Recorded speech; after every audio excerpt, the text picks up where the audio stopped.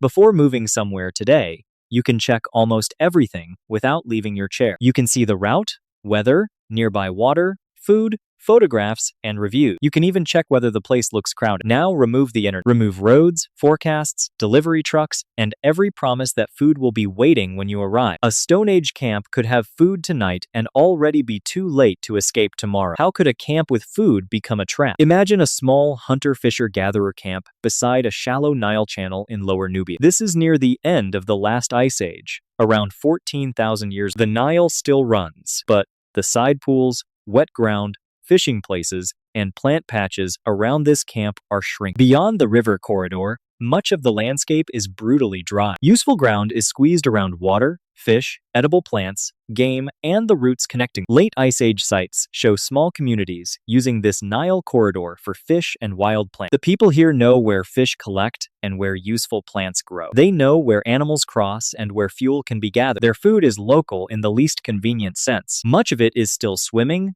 growing, or walking around, but the returns are falling. The same fishing trip brings back less. Plant patches are farther apart. Pools that lasted before are becoming shallow. The group is spending more effort to bring home fewer calories. The camp is declining, but it is not empty, and that makes leaving harder. Behind them are familiar fishing places and a fire they have kept alive. Their tools suit this ground, and their paths remain familiar after dark. Children may know this camp better than any place beyond. None of it is worthless. That is the problem. Leaving would not feel like escaping a dead camp. It would feel like abandoning a home that still works, just not for long enough. So, how did ancient humans know when staying one more day had become more dangerous than leaving? The obvious answer seems simple. Stay until the food and water run out, then move. That answer could kill. The last drop of water was not the real death. Neither was the last piece of food. The camp becomes completely exhausted. The group may no longer be able to leave. They may lack the strength, supplies, or reliable information needed for the journey. Migration required resources before it could reach resources. Leave too early, and the group abandons a familiar survival system for an uncertain destination. Leave too late, and the old camp consumes the reserves needed for the journey. Shrinking water warned them that they would have to move. Portable supplies, reliable information, and the strength of the whole group decided whether they still could. First problem was that food in camp was not the same as food for travel. Much of their food security was not sitting in one convenient pile. Known fishing spots, plant patches, animal routes, tools, and fire provide food security. Knowledge turns those local resources into. Some food had already been collected or processed, but it might be heavy, perishable, unfinished, or dependent on more work at the fire. Food that keeps people alive in camp may not carry them across dry country. Travel food must survive the journey, justify its weight, and require little extra water or preparation. Some food must remain for the first days at the next camp. Water creates the same weight problem. Every load of drinking water competes with food,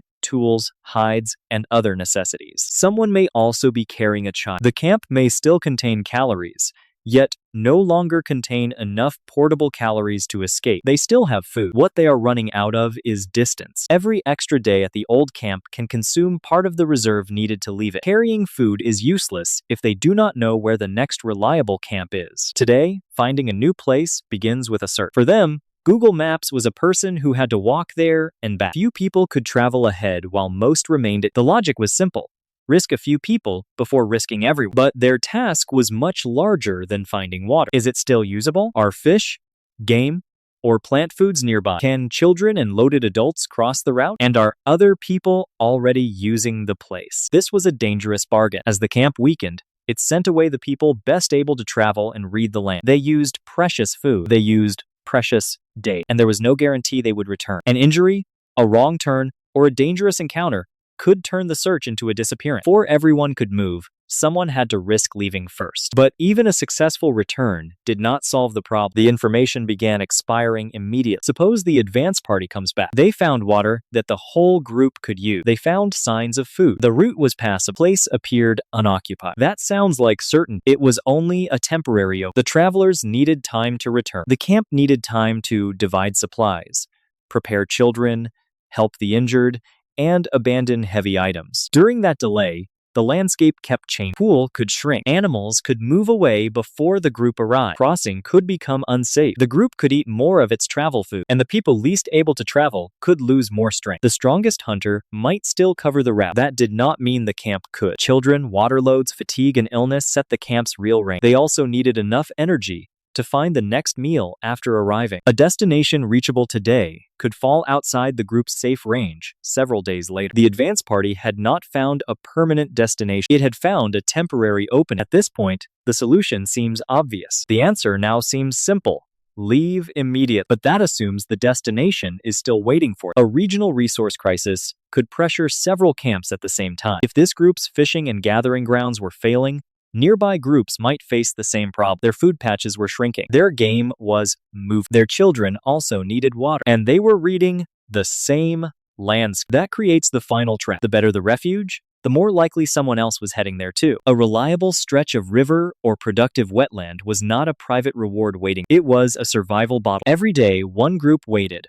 Another group could arrive and begin using the same water and food. The Stone Age had no reservation system. Arriving second did not automatically mean a battle. It could mean negotiation, sharing, avoidance, or being turned away. But in the worst cases, it could mean violence. At Jebel Sahaba in the Nile Valley, the ground preserves a darker warning. Archaeologists re-examined the remains of 61 people buried near the end of the Ice Age. Many carried healed or fresh injuries. Most of the trauma appears to have come from projectile weapons. This was probably not one great battle. The wounds suggest that violence returned again and again. Raids, ambushes, or attacks may have spread across people's lives. We cannot prove that they fought over one particular pool or one failed migration. But in a landscape where usable ground was narrowing, other humans were part of the danger. A migrating group was not necessarily racing only against hunger. In a crowded refuge, it could also be racing against other hungry people. The safest natural place